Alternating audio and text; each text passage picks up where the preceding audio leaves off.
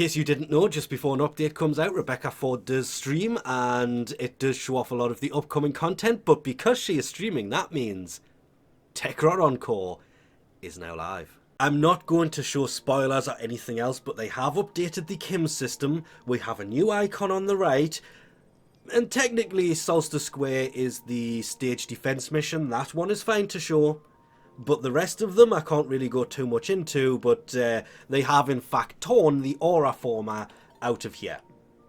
It won't appear as much as it did before, because it has just become the ultimate Forma. I do actually love the Nightwave bike, it looks great.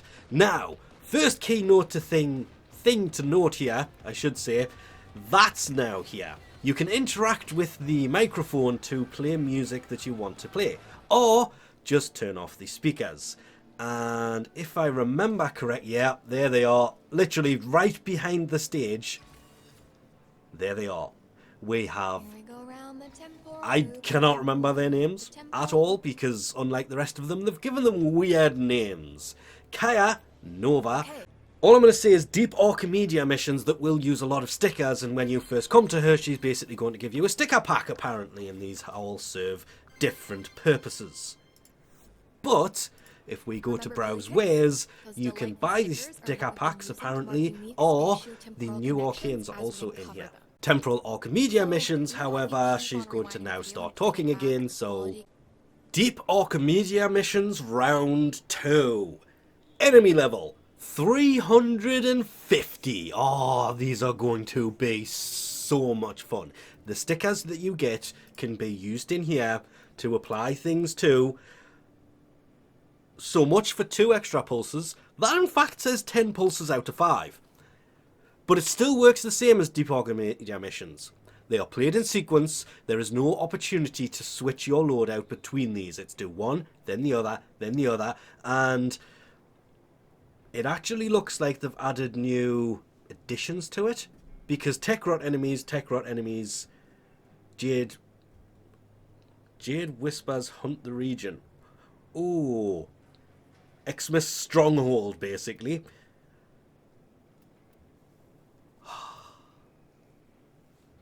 350 to 375 level enemies. This is going to be fun.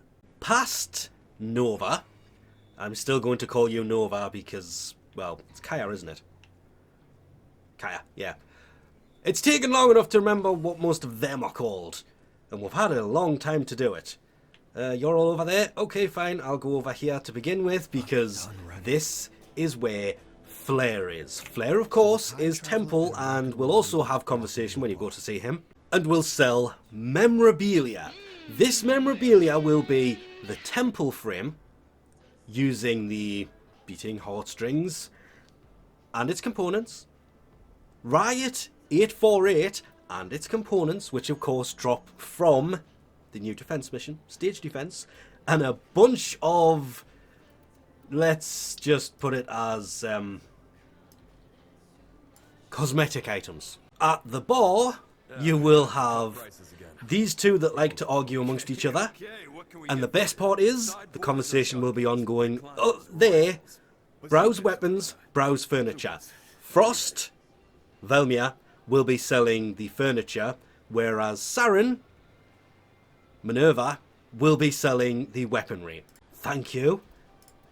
The air hockey table. People have asked. I don't think it's playable. It would be nice if it was, but you can actually take it, same as you can take some of the actual arcade machines and other things that are in the Hullvania Mall, the racing machine as well. Again, wish it was something you could actually put in your orbiter and use, but they're just cosmetic items. Seriously. You've got the Zeke cutout, you have the online cutout.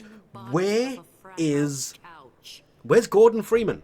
Why can... Oh, dropped the ball on that one, Digital Extreme. Gordon Freeman would have been amazing in there. He has a cardboard cutout in the Hullvania Mall. What I didn't expect was Saren to be selling the new weaponry for standing from within the Syndicate. To be fair, they're not expensive. 30,000 standing for one weapon, 30 for another, 30 for another, and weirdly enough, 25 for the dual-wielding melee weapon. So you got 2 of them here. You may need actually 2 of those. Do you need 2 of those? You do. So that's actually going to be 35,000 for the melee weapon, not 20. Yeah, you do of course have to actually build these, however, which is, in my opinion, great. But Argon Crystals not so much, because you're going to have to play Hullvania to actually get these things, which leads us on to probably the biggest thing about this entire update. Yes, this is great, this is an expansion, there's a lot of stuff to do in here alone, and in here. God damn, I mean, out of all of them, Nova definitely looks... hi, why, thank you. Okay. I think there's a height discrepancy. Definitely a height discrepancy. Plus, I win. Just like too much of this update, the new Hullvania mission, Stage Defense. A defense mission where you have to defend the stage. Sounds kind of self-explanatory. Is locked behind rank 4 of the Hex Syndicate. That's going to be a little bit painful for a lot of people. Also why I did that video yesterday. And doing it is quite interesting. There are also some amazing surprises within. I don't want to get too much into actually massively spoiling it, but temple blueprint and components can be found inside of it, as can his signature Riot 848 weaponry. I do. I'm looking forward to trying that game mode so much. Probably the first place I'm going is right there, because it looks interesting, and Lua has some amazing surprises. I've just kind of given away one of the surprises. Not all of them. There's 3 I can think of, because there's a new enemy, and this is important because with this, and I was really hoping it would be mentioned here, new Warframe, new mission defense. They've changed it so instead of it being 5 waves of a defense, it's now 3 waves of a defense. Alerts will be 6 waves instead of 10, because it's usually 2 rounds for a alert or something special. So it'll be 6 instead of the 10 it used to be, because the rewards are now given every 3 waves instead of 5 on all of them. Or so they said anyway. I've had a quick look and I haven't found it yet. There it is, hidden under changes. Reduce the number of defense waves in a rotation from 5 to 3 across all defense mission types. All of them, not just the new one. It's a good thing because it means farming is going to be so much quicker, but it's a bad thing because everybody's used to 5 waves. It does also mean defense missions are going to hopefully get harder quicker. Fingers crossed. Not to mention, let's not forget it, the Aura Forma is now going to be called the Omni Forma. But here's the big thing about the Omni Forma. From everything you read, this does not just go into the Aura slot anymore. And then when we come in here, remembering the Aura Forma only worked on the Aura slot of a Warframe. We're using it on a weapon. It turns any slot you can think of into a... Yeah, the Omni Forma is now the format to have because it can turn any slot on anything into a universal slot that any mod can go into. It will match every polarity of every... That thing will annihilate the use of Umbra Formas instantly. I'm actually slightly torn on Temple with his abilities basically working from the... It doesn't even show you. The cursor in the middle of the screen will be a little moving... There's a proper name for it. I want to say metronome, but whatever it's actually called. And you have to sync everything up to what that is doing to gain extra things from his passive, but his buffs are great, and his exalted weapon is a giant flamethrower. Yeah, we have not had a decent frame that deals fire damage in quite some time, so really looking forward to him. He does look great. Not a real fan of his idle position that they have him in here in the marketplace until you get round to that point and you can see it actually has a name. the Exalted Weapon. And I can't remember what it is actually. Oh, it's Lizzie. Set Lizzie aflame. His passive is that thing in the middle. No, I was right. Metronome. And if you match the metronome, the beat, to casting the abilities, you will gain perks and everything else to them, and setting the world on fire with towers of fire. The index. Oh, I do absolutely love all of his abilities. They do look very useful. But his parts can, of course, be gained from either doing the new defense mission, which is just said as Solstice Square. It is the stage defense mission. There are the 4 Scaldra weapons, new ones, and we have the dual Victus that are basically infested scythes, dual wielding scythes, which makes them quite interesting. Gas damage, which I kind of expected toxin on these, not too bad with a 1 attack speed. We have Jupiter, the EFV Jupiter. Ooh, it's a machine gun. So this is the machine gun version that didn't show. The blueprint for these can be, well, the Hex Syndicate has them. Oh yes, Saren has them. I'm looking forward to this, but not at the same time because it doesn't really do that much damage. We have, yeah, the Slug Launcher, as they put it, 781 damage. Purgatory 1.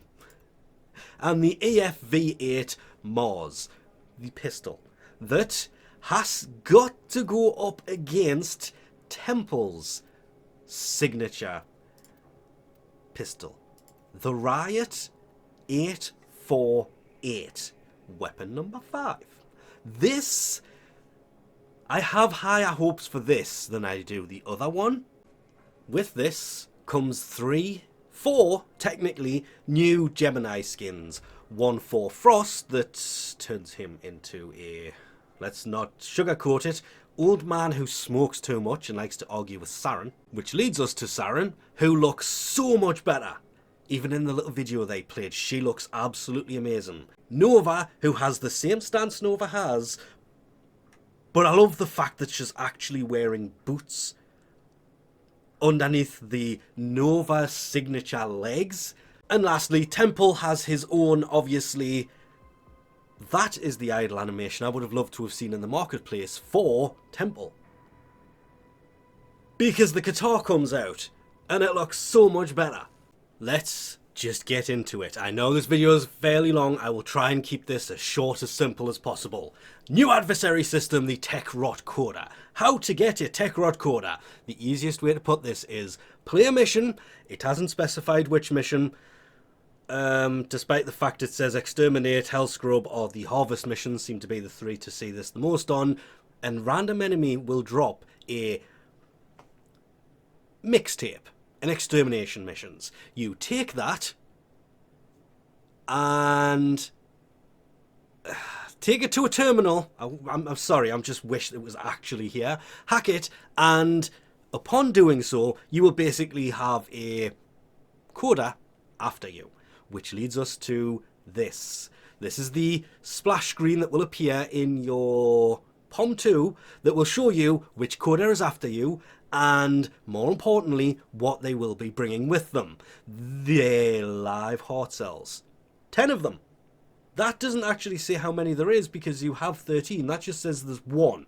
No, you should get at least 10 to 15 per coda you take out. This is important for what comes next. As well as a random item that can be a poster, an ephemera, or an idle animation. An emote, actually, sorry. And then to actually take them out, you have to get the antivirus correct, which will mean using antivirus and buff mods. These are obtained from randomly playing in the game. It does say you will need 1 of these, and you can pair it to the proficiency mods. Yeah. And there are, it seems, 4 combinations of them. And you will have to figure out which one is the correct one. And you'll only get really 4 chances to do this, because no matter how we want to put this, it was listed in here somewhere. Where on earth are you? I hate it when they try using their guides for doing things. They are so stupidly annoying. There it is. 4 chances. It will increase by 25% each time. Because once you have an active one, you will get the duet that happens. 2 codas will come in at once for you to test your antivirus combination based on the ones that are there for you to actually use. And if you get it right, good. If not, it'll go up 4 times and hopefully stop there. At which point, once you actually match it, they will run away to probably the best looking place they have to date for an adversary.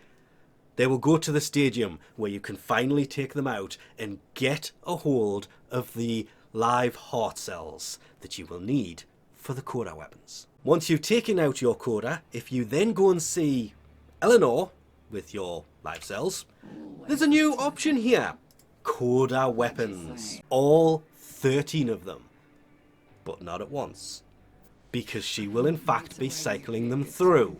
As the fact there's only 7 here demonstrates. It's every 4 days, not every week. So it is theoretically possible to get all 13 in a week. Though would you really want to? And I'm saying that because the bonus on them will change constantly. Not just the element that's on it, but the percentage of that element that is on there. Though, you can actually now acquire an item that allows you to change the bonus on these to whatever you want it to be. So all I will say is pick your weapons very, very carefully. And you do want to aim for the higher percentage here, the better. The bonus element, also one that you would prefer would be better. But, yeah.